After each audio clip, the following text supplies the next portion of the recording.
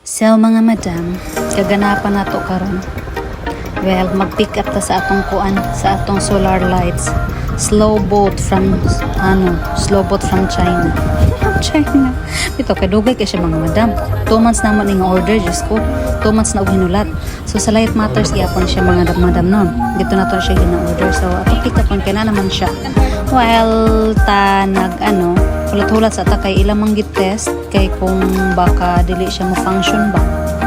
Pag-abot sa balay mga madam, ako na din siyang i-open kay atong i-check po, double check again. Kay ilan naman ang gi-assemble. So ako pong i-check kung okay na ba. Yes, okay na siya tanan mga madam. Ready na dyan siya itakod. Unam din nakabuk mga madam. So muna ang atong ibutang sa atong front, sa pedestrian gate, ang gold. Then katong black dito sa atong sulod ng mga entrance.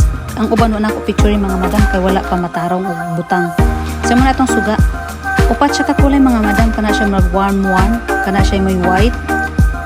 Medyo okay siya kaya nakadagan choices mga madam. Kana siya mga parang ba yan, yellow, orange. Okay siya pero sobra ka-dark para sa entrance. Kani may worst. More siya disco lights mga madam.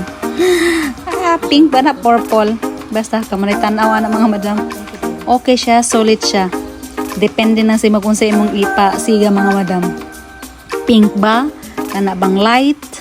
O warm light? Or kanang puti? Or kana bang orange? Orange or yellow ba na siya?